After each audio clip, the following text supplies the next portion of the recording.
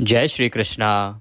आप सभी को माघ शुक्ला जया एकादशी और भीष्म एकादशी की ढेरों शुभकामनाएं। आज हम बात करेंगे आने वाली भीष्म एकादशी या जया एकादशी की।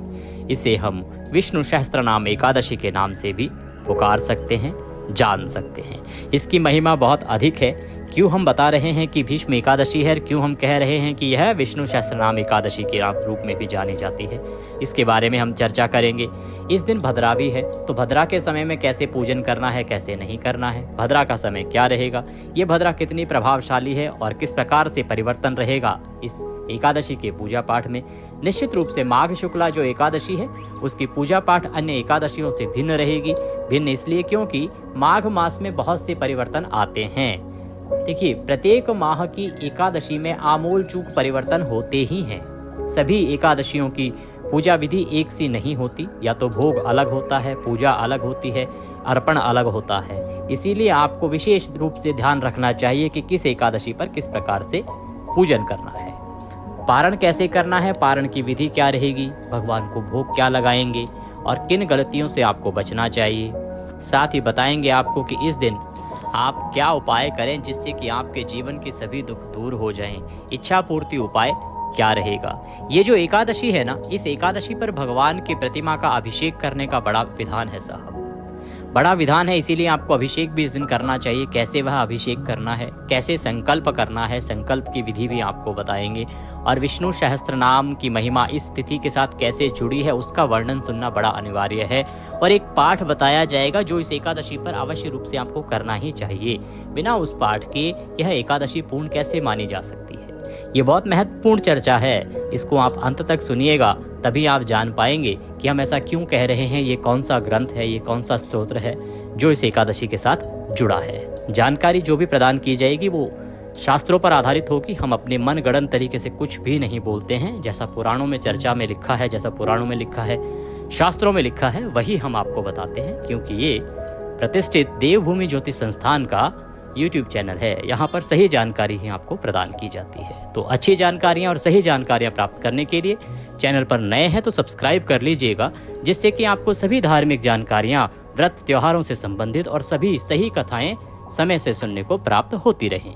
अपने व्रत की सफलता के लिए और भद्रा के दुष्प्रभाव से बचने के लिए कमेंट बॉक्स में अवश्य लिखें जय श्री हरि या ओम नमः भगवते वासुदेवाय। भगवान श्री हरि का यह मंत्र सदा आपकी रक्षा करेगा और आपको संकटों से उबारता रहेगा। अब बात करते हैं कि एकादशी जो है ना जी, उसकी पूजा कैसे करेंगे आप, भद्रा का समय क्या रहेगा। सबसे पहले पूजा विधि जान लेते हैं और उसके नियम समझ लेते हैं। और उससे भी पहले इसको भीष्म एकादशी और विष्णु सहस्त्रनाम एकादशी क्यों कहते हैं। देखिए, जो एकादशी है ना साहब, इस एकादशी के दिन भीष्म पितामह ने विष्णु सहस्त्रनाम जो स्तोत्र है, भगवान श्री हरि विष्णु का सबसे शक्तिशाली स्तोत्र है, उसका जन्म हुआ था। और इसका जन्म हुआ था भीष्म पितामह के द्वारा। इसकी एक विस्तृत कथा है, हम संक्षेप में आपको बताते हैं कि जिस समय भगवान श्री कृष्ण ने महाभारत के समय में अर्जुन को गीता का उपदेश दिया, उसके बाद एक दिन भगवान श्री कृष्ण जैसे ही युद्ध के बाद रथ लेकर शिविर में पहुंचे तो अर्जुन ने उन्हें कहा कि कृष्ण इसको वहां लगा दो और ये काम कर दीजिएगा। भगवान श्री कृष्ण को लगा कि इतने उपदेश के बाद भी अर्जुन को ज्ञान प्राप्त नहीं हुआ है। क्यों? क्योंकि जब आपको किसी ज्ञानी व्यक्ति से कुछ सीखने को मिलता है तो आपको उसके साथ गुरु प्रकार से व्यवहार करना चाहिए। तो भगवान श्री कृष्ण ने विचार किया कि क्यों ना किसी योग्य व्यक्ति से इन्हें यह बात समझाई जाए। तो भगवान श्री कृष्ण ने पांडवों को आदेश दिया कि आप सभी जाएं। महाराज भीष्म पितामह इस वक्त वाणों की सैया पर हैं, उनसे आप उनके जीवन का ज्ञान अर्जित करें, क्योंकि उन्होंने अपने जीवन में इतने बड़े बड़े ऋषियों का सानिध्य प्राप्त किया है कि उनके पास अथाह ज्ञान का भंडार है। आप उन्हें एक बार निवेदन करें और उनसे वह ज्ञान अर्जित करें। तो भगवान श्री कृष्ण द्वारा आदेशित होने पर पांडव भीष्म पितामह के पास पहुंचे और भगवान श्री कृष्ण द्वारा जब निवेदन किया गया तो भीष्म पितामह ने अपने जीवन काल में अर्जित किया हुआ तमाम ज्ञान कुछ श्लोकों के रूप में पांडवों को प्रदान किया और यही विष्णु सहस्त्र नाम कहलाया। यह भीष्म पितामह द्वारा पांडवों को दिया गया अपने पूरे जीवन का ज्ञान सार निचोड़ था। इसको हम विष्णु सहस्त्र नाम के नाम से जानते हैं। इसमें भगवान श्रीहरि विष्णु की आराधना विशेष रूप से की जाती है। जो इन मंत्रों के द्वारा भगवान श्रीहरि विष्णु की पूजा करता है उसके सभी संकट भगवान श्रीहरि दूर करते हैं। इसीलिए इस दिन आपको विष्णु सहस्त्र नाम का पाठ अवश्य रूप से करना चाहिए।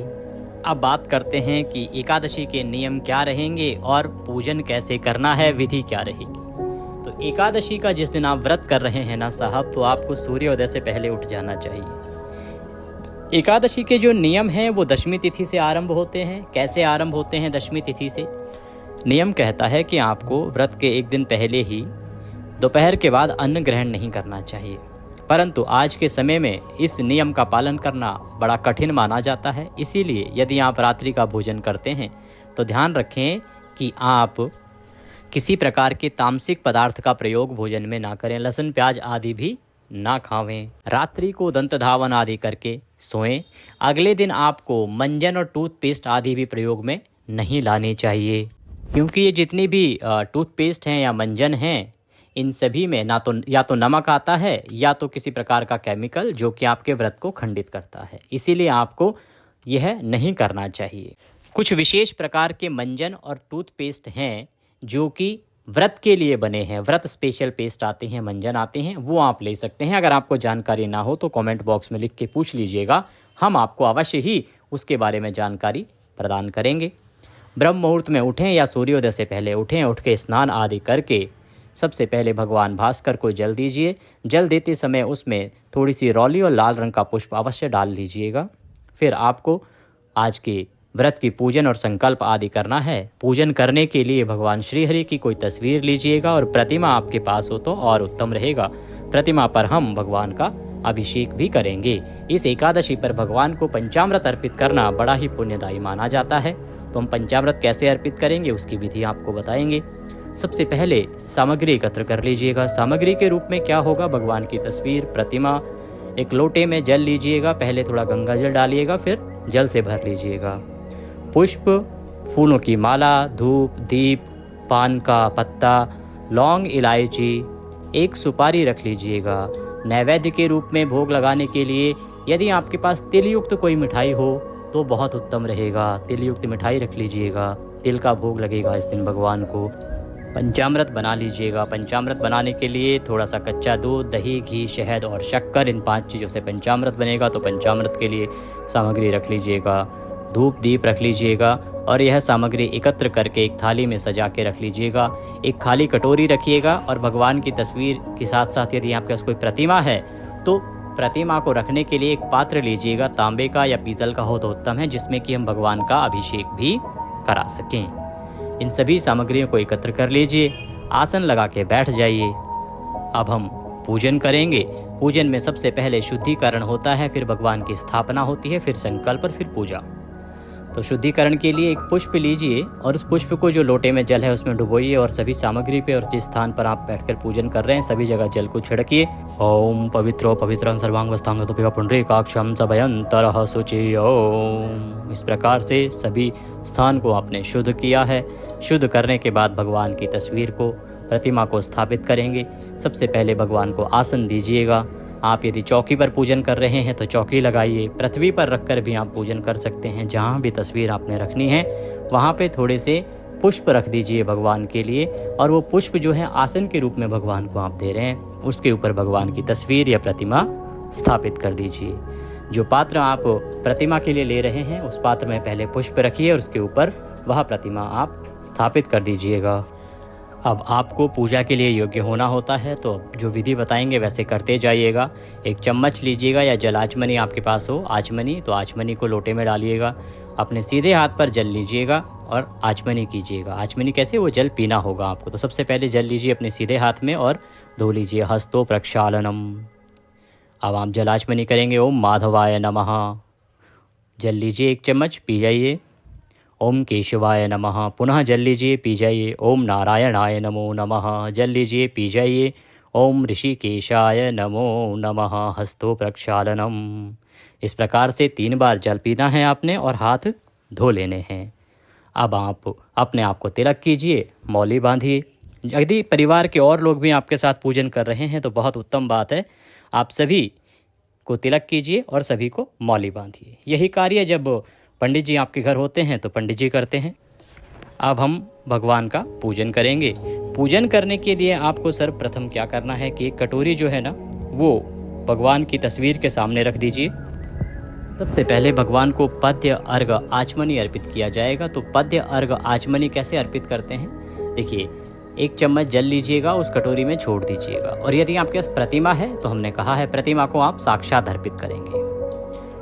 ओम पद्यम समर्पयामि, 1 चम्मच जल लीजिए, कटोरी में छोड़ दिए। यदि प्रतिमा है तो प्रतिमा को अर्पित कीजिए। ओम अर्घ्यम समर्पयामि, अर्घ के रूप में 1 चम्मच जल लीजिए, कटोरी में छोड़ दीजिए। यदि प्रतिमा है तो प्रतिमा को अर्घ दीजिए, अर्पित कीजिए, भगवान को प्रेम पूर्वक अर्पित कीजिए। ओम जलाचमनियम समर्पयामि, 1 चम्मच जल लीजिए, कटोरी में छोड़िए। यदि भगवान की प्रतिमा है तो पुनः भगवान को अर्पित कीजिए। जलाचमनियम समर्पयामि। जल स्नानम, स्नानम स्नानते, स्नान कराएंगे। अगर आप तस्वीर पर पूजन कर रहे हैं तो 1 चम्मच जल लीजिए और स्नान रूप में भगवान को भाव रखिए कि आप भगवान को स्नान करा रहे हैं। इस भाव के साथ वह उस पात्र में छोड़ दीजिए। यदि भगवान की प्रतिमा आपके पास है तो भगवान को प्रेम पूर्वक स्नान कराइए, जल स्नान कराइए भगवान को। स्नानम समर्पयामि, पंचामृत स्नानम, अब भगवान को पंचामृत स्नान कराइए। पंचामृत स्नान के लिए पंचामृत बनाइए। पंचामृत कैसे बनेगा, थोड़ा सा कच्चा दूध लीजिए, दही लीजिए, घी लीजिए, शहद लीजिए, शक्कर लीजिए, इन 5 चीज़ों को मिला लीजिए। मिला के और पंचामृत बन गया साहब। अब पंचामृत से भगवान को प्रेम पूर्वक नहलाइए। आपके पास प्रतिमा है, प्रेम पूर्वक भगवान को अर्पित कीजिए, पंचामृत से नहलाइए। यदि तस्वीर से आप पूजन कर रहे हैं ना तो एक पुष्प लीजिएगा, फूल, उसको पंचामृत में डुबो लीजिएगा और वह भगवान को पुष्प अर्पित कीजिएगा कि आप पंचामृत स्नान भगवान को करा रहे हैं। भाव रखिएगा, जब आप पूजा कर रहे हैं ना, भाव बड़ा महत्वपूर्ण है। ऐसे नहीं कि आप बस एक मशीन की तरह जल छोड़ दिया, मौली चढ़ा दी, ये कर दिया, वगैरह। नो नो नो नो, ऐसे नहीं करना साहब। आपको भाव रखना है। भाव ये कि आप प्रेम से भगवान को जल अर्पित कर रहे हैं, प्रेम से स्नान करा रहे हैं, पंचामृत से स्नान करा रहे हैं।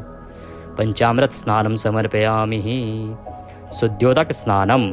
इसके बाद शुद्ध्योदक स्नान होगा, शुद्ध जल से स्नान होगा। शुद्ध जल से स्नान कराने के लिए शुद्ध जल 1 चम्मच जल लीजिए और वह कटोरी में छोड़ दीजिए।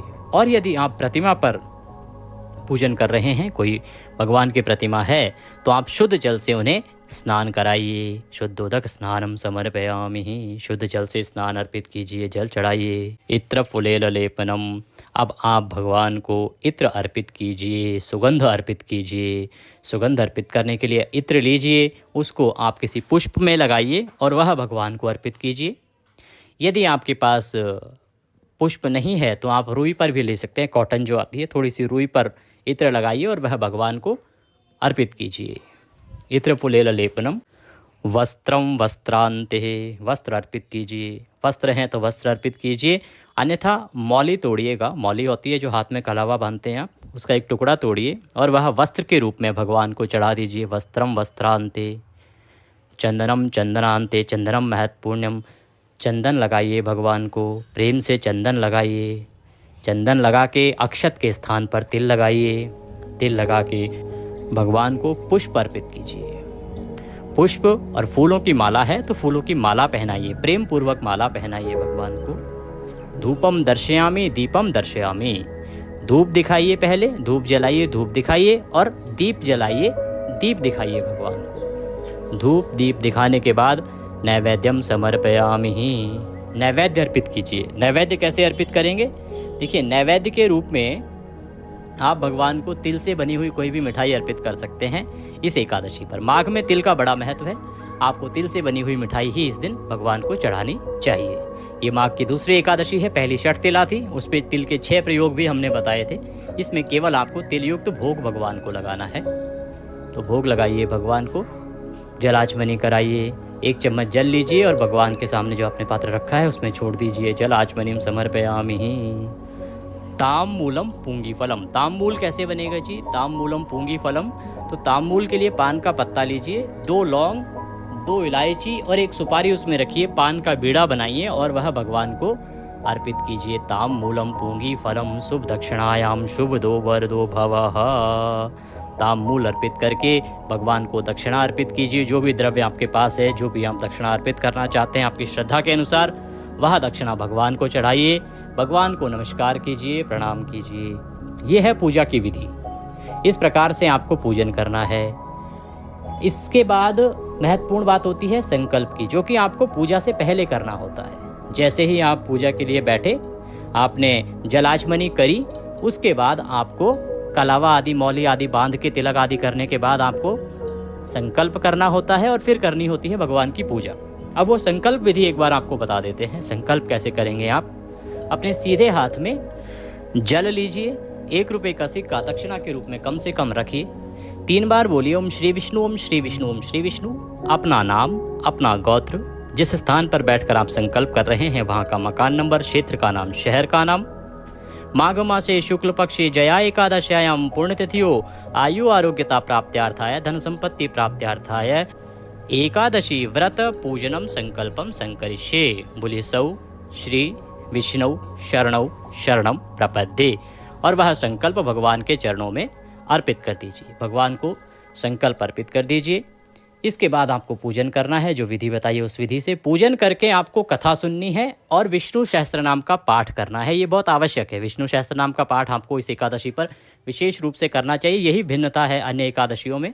इस दिन विष्णु सहस्त्र नाम पाठ की बड़ी अद्भुत महिमा है। यदि आप ना पढ़ सकें, आपके पास नहीं है, तो आपके इसी चैनल पर विष्णु सहस्त्र नाम का पाठ हम हिंदी में भी अपलोड करेंगे, आप उसे सुन लीजिएगा। पर एकादशी की कथा आपने अवश्य सुननी है। सही कथा ही आप सुनिएगा, क्योंकि YouTube पर बहुत सारी ऐसी कथाएं भी हैं जो एकादशी की नहीं होती, फिर भी एकादशी के रूप में सुना दी जाती हैं। इसीलिए ध्यान रखिएगा कथा सुनते समय कि सही कथा ही सुने। यदि चैनल को सब्सक्राइब नहीं किया है तो सब्सक्राइब कर लीजिएगा, क्योंकि ये चैनल सदा सही जो पौराणिक कथाएं होती हैं, जो पुराणों में वर्णित है, वही सुनाता है। चैनल को सब्सक्राइब कर लीजिएगा, जिससे कि सही जानकारियां ही आपको प्राप्त होती रहें। आप कथा सुनेंगे, विष्णु सहस्त्र नाम का पाठ करेंगे, उसके बाद भगवान की आरती करेंगे। इस प्रकार से दिन को आपने भगवान के चरणों में मन को लगाते हुए व्यतीत करना है। किसी के साथ लड़ाई झगड़ा नहीं करना है, द्वेष की भावना नहीं रखनी है, किसी पर क्रोध नहीं करना है, घर में शांति का माहौल रखना है, अच्छा वातावरण बना के रखना है। भगवान के चरणों में मन को लगाते हुए दिन को व्यतीत करना है। सायंकाल को संभव हो तो कीर्तन कीजिएगा, रात्रि को संभव हो तो जागरण कीजिएगा और अगले दिन आप व्रत का करेंगे पारण। पारण की विधि भी आपको बताएंगे, जानकारी देंगे। इस दिन आपको ब्रह्मचर्य का पालन अवश्य रूप से करना चाहिए, ये ध्यान रखिएगा। ब्रह्मचर्य का जो नियम है ना साहब, वो बड़ा महत्वपूर्ण नियम है एकादशी के व्रत में। तो आपको ब्रह्मचर्य का अवश्य रूप से पालन करना है और ब्रह्मचर्य का पालन करते हुए इस दिन को आप व्यतीत करेंगे। ब्रह्मचर्य का नियम जो है आपका 3 दिन का रहता है इसमें, क्योंकि एकादशी का जो व्रत है वो 3 दिन के अनुसार बना हुआ है। एक दिन पहले दशमी तिथि, एकादशी और द्वादशी जिस दिन पारण हो रहा है। इस प्रकार से 3 दिन के इसके नियम है।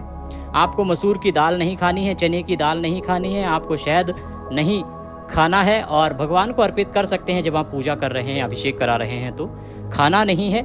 इस दिन आपको शाक आदि का सेवन भी नहीं करना होता है, दशमी तिथि में भी और द्वादशी तिथि के दिन भी। इन चीज़ों से आपको द्वादशी को भी बचना है और दशमी तिथि को भी बचना है। इस प्रकार से दिन व्यतीत कीजिए। अगले दिन पारण करेंगे, सुबह सूर्योदय से पहले उठ जाएंगे। उठने के बाद स्नान आदि करके भगवान का पंचोपचार से पूजन करेंगे। पूजा विधि आपको विस्तृत रूप से हम बड़े वीडियो में बताएंगे अगले वीडियो में, क्योंकि पारण की जो विधि है ना बहुत बड़ी है। अगर इसी वीडियो में बताने लगेंगे तो वीडियो बहुत बड़ा हो जाएगा। तो पारण की विधि के लिए हम अलग से वीडियो बनाएंगे, उसको देखिएगा। अभी हम बताते हैं आपको कि एकादशी का व्रत आपने कब करना है और पारण के लिए शुभ समय क्या रहेगा। सुबह सुबह कर सकते हैं कि नहीं कर सकते हैं। भद्रा की जहाँ तक बात है, हाँ जी इस दिन भद्रा तो है, भद्रा है, पर मिथुन की भद्रा है। और मिथुन की भद्रा जब होती है ना, तो जो वास होता है भद्रा का वो होता है साहब स्वर्ग में।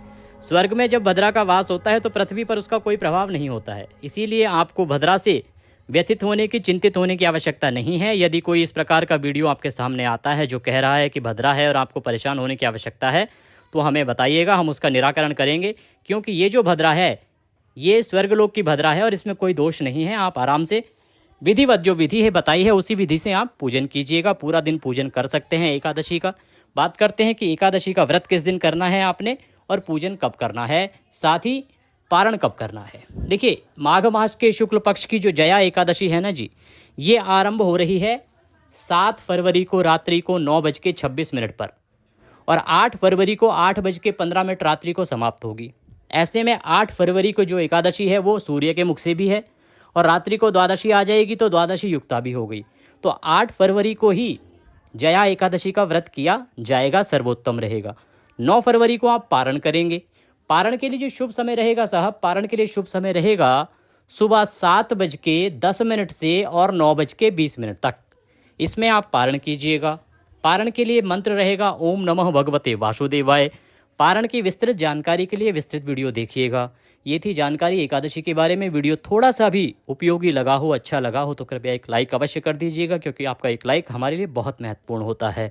कमेंट बॉक्स में जय श्री हरि या ओम नमः भगवते वासुदेवाय लिखिएगा। भगवान श्री हरि की कृपा से आपका व्रत सफल होगा, मनोरथ सिद्ध होंगे। आज के लिए इतना ही। जय श्री हरि।